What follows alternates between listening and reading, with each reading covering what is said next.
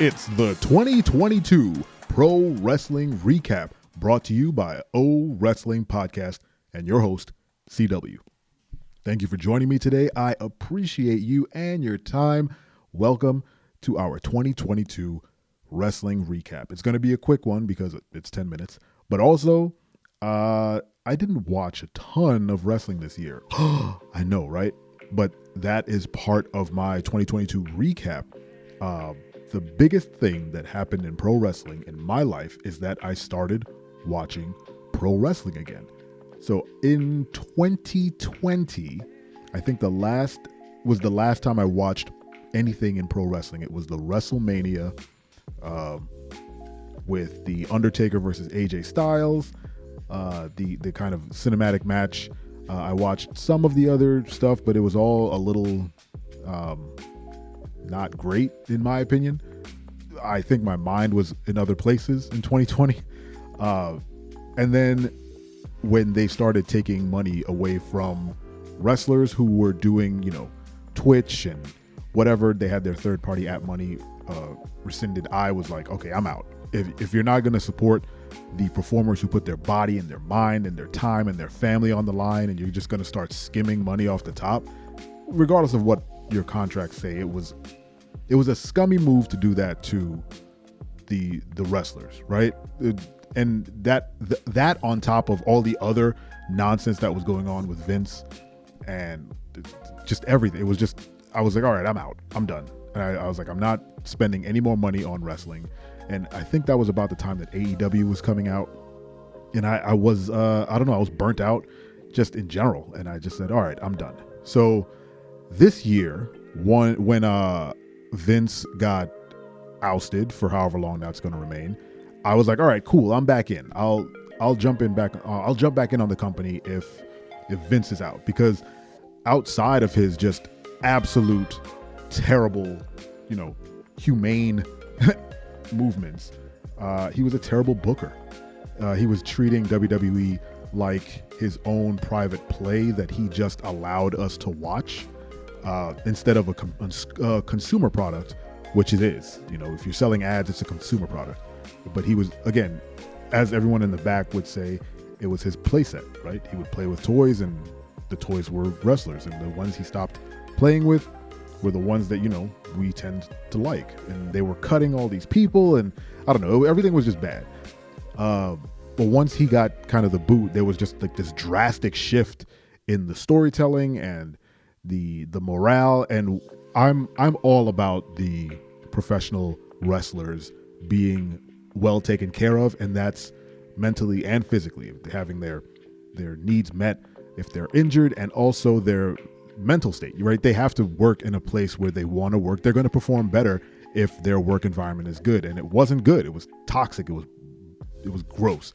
And I had stayed away from wrestling. I would ingest wrestling through a news feed from What Culture Wrestling or Cage Side Seats. I love both those publications, and I was on the outside looking in, right? I understood what was going on through their recaps, right?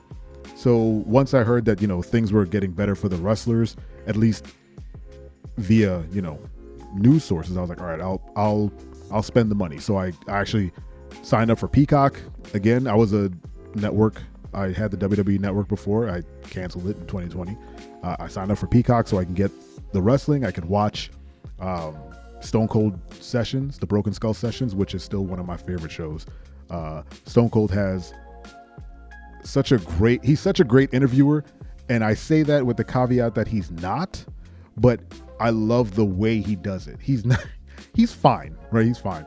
But he always asks the funniest questions in the funniest ways. So he'll say something like, I was down there at that territory, same time as you, tell me about it. And he'll like sit back and put his arms up. If you go back and watch, look at every time he tells someone to tell him about it. He goes, tell me about that. Tell me about it. It's perfect. It's the best stuff. And he lets them talk, which is great. But then he always relates it back to himself and what he was doing at the exact same time as them, which I suppose is a way to connect with his interview. You know what? Let me walk back what I said. Stone Cold is a fabulous interviewer. I love it. He's great. I'll watch him interview anybody, especially when he can equate whatever you're doing, whether it's like, I was baking in England, and he's like, same time I was down there in OVW getting the tar kicked out of him by Undertaker. Tell me about it. It's perfect. So I got Peacock. I got back into wrestling. I started watching Raw. I only started watching SmackDown a couple of weeks ago, actually. But I've been enjoying my time with pro wrestling. I forgot how much I missed it. Forgot how much I love it. It is very much an escape. And now that I don't have the same amount of time I had when I was younger to, play video games and kind of veg out, my wind down time on Mondays and Fridays now is watching wrestling. My wife puts the kids to sleep, and I'll sit on the couch and I'll watch Raw, and I'll fall asleep to Raw, or I'll fall asleep to SmackDown. But it's my wind down time. It's mindless fun that I thoroughly enjoy. And I like breaking down the storytelling. I love lore. I love storytelling. I'm a big Destiny 2 fan, the video game, and one of the big reasons I love it is because the story. I love great storytelling, and I'll take it where I can get it. And WWE, one of the best things of 2022 is the fact that they've moved towards longer form storytelling with more nuance, I would say. The era of Vince had some long-term storytelling elements, but they didn't always work. And by always, I mean never. Again, because he would burn storylines quickly in favor of something flashy and new, right? But now with Triple H and his team, I think they're at least trying to draw things out to keep people interested and keep people invested, which is great. And another great thing about 2022 in that same vein is all the returns. There've been some really good returns. There've been some bad storytelling elements in those returns, but more often than not, it's been pretty good. Let's say the Dexter Lumis return is one of my favorites. I don't know if you guys remember, because it's probably been marred by just weeks of just bad stuff with The Miz, but when he returned, it was actually a really odd, really eerie thing. There was stuff happening in the background of backstage segments that no one would acknowledge. Like, it was just kind of background noise. It was really cool. Him, I believe, I don't know if anyone remembers, I believe he was attacking AJ Styles when he first showed up, not The Miz. And I think they kind of swerved the storyline so that, because they knew the OC was coming back, so they kind of pulled AJ out of that. That's my guess. I don't know. But his return was great. Bray's was great. Both of their stories have kind of teetered since, but the returns have been nice and kind of giving these people a second chance on the main roster. Some people, haven't been I wouldn't say taking full advantage, but haven't been booked the best since they've returned. But what can you do? 2022 has been a great year, I think, for WWE in terms of turning it around, getting fans back, getting morale backstage up, and delivering better products. I'm excited for the future of the product. I'm really hoping that the road to WrestleMania, starting in a couple of weeks actually, is going to be great. We're going to have a lot of fun here on O Wrestling Podcast, especially coming up to Royal Rumble. We might do some live video game streams or something, but we're going to have a lot of fun with the Rumble, with the storylines to Road to WrestleMania, and maybe we'll even do some live stuff for the 2-day WrestleMania. I don't know. I want to have fun with wrestling. I want to have fun, right?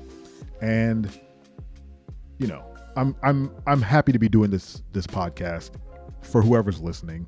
Just remember that life is hard, and when you can have fun, take the time, even if it's 10 minutes with me talking about wrestling. Thank you for listening to this quick 2022 recap. Make sure to subscribe on all podcasting platforms. Hit the bell to get notified when new videos go up. I want to thank you for your time and your energy. I appreciate you and everyone you know. And remember, I'm your friend. I'm your friend, but if I ever see you in the ring, I can beat you. Don't you know? Yeah, yeah, yeah.